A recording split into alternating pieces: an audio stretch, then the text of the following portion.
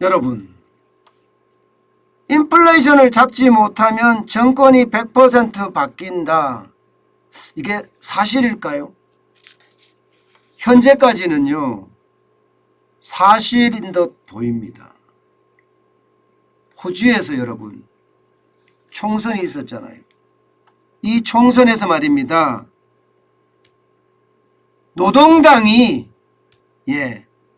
자유국민연합을 누르고 8년 9개월 만에 정권 교체를 이루었습니다.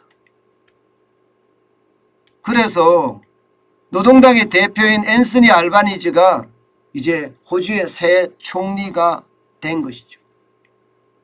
자유국민연합은요, 치열하게 경쟁을 했지만 결국 말입니다. 과반 의석을 확보하지 못했습니다. 저는 이것을 보면서 말입니다. 호주가 왜 이렇게 정권 교체가 일어났느냐? 이것을 보면 간단합니다. 지난 3월 기준으로 연간 소비자 물가가 5.1%나 치솟았습니다. 2001년 이후 최고치입니다. 여기에 주택 가격까지 폭등을 하면서 정부에 대한 불만이 굉장히 컸습니다. 그 불만이 투표로 나타났던 거예요. 결국 말입니다. 자유국민연합 스콧 모리슨 총리는요, 인정을 했습니다. 알바니제 대표에 전화를 해서 선거 승리 축하한다 하고 패배를 인정했고요. 그는 자유국민연합 대표직에서도 물러나겠다 이렇게 밝혔습니다. 그만큼 말입니다.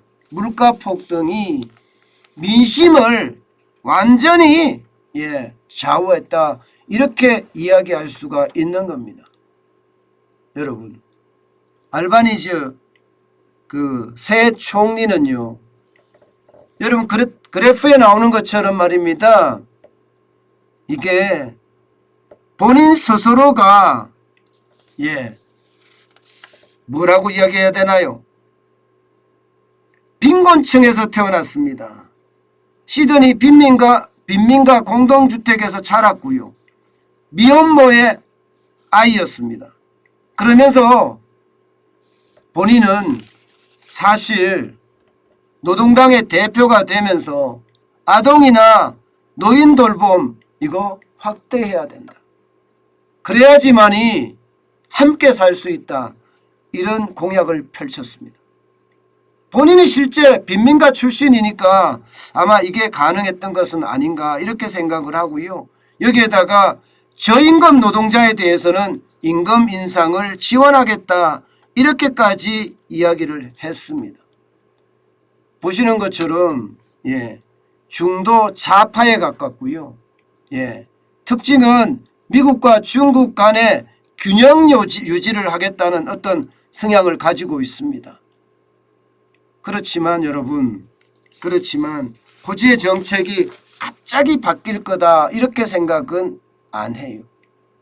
굉장히 중요한 것은요, 여러분. 그만큼 인플레이션은요, 나라 전체를 뒤흔들 만큼 굉장히 크다는 겁니다. 사실 지금 어느 나라 할 것 없이 물가는 굉장히 많이 올라가거든요. 미국도 마찬가지로 4월에 소비자 물가가 8.5%까지 올라갔습니다. 3월에 8.5%까지 올라갔죠. 4월에는 8.3%. 이제 5월에는 어떻게 될런지 이제 봐야 되고요. 대한민국 같은 경우도 4월에 소비자 물가가 4.8%까지 올라갔습니다. 여기에 실질적인 밥상 물가로 내려오면 상황이 다릅니다. 아무리 적게 올라가도 외식 물가가 6.6%가 올라갔는데 밥상 물가는 그거보다 더 올라갔지 않을까 이렇게 예상을 합니다. 식자재 가격이 폭등했으니까요. 그렇다면 여러분, 우리나라에서는 이제 정권 교체가 됐으니까 이게 바로 뭐 정권 교체에 대한 요구가 강해지지는 않겠지만 물가가 계속해서 올라간다는 것은 결국 민심은 악화되고요. 그에 대한 어떤 정책에 대한 추진력은 점점 힘이 빠지게 됩니다. 저는 그래서 호주에도 이렇게 정권교체가 되고 대한민국도 정권교체가 되는 것들이 보면 대부분 물가 폭등이에요. 예. 때문에 정부의 정책이 그 어느 때보다 빠르게 그것도 현장 중심으로 정책이 펼쳐져야 된다고 생각을 합니다. 벌써 윤석열 대통령이 취임한 지가 이제 2주가 다 돼 갑니다. 2주가. 그만큼 말입니다. 시간은 빨리 가요. 경제는 굉장히 무너지고요. 호주에 노동당이 이렇게 72석까지 쉽게 말하면 완전히 압도를 할 때는요. 그만큼 가라부자예요. 그러면 잘 살 수 있겠구나. 그런 생각을 하는 겁니다.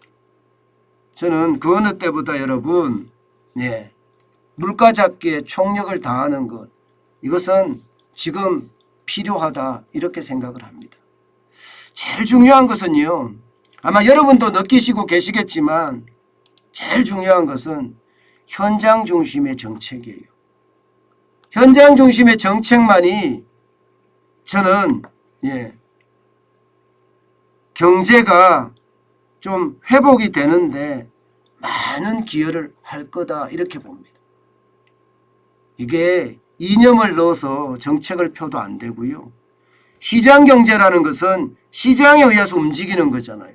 거기에 맞게끔 시장을 활성화시키는 거 굉장히 중요한 정책이라고 생각을 합니다. 그렇지 않으면 예상했던 것보다가 더 빨리 사회적 혼란이 생기지도 않을까 저는 그런 예측까지 해봅니다.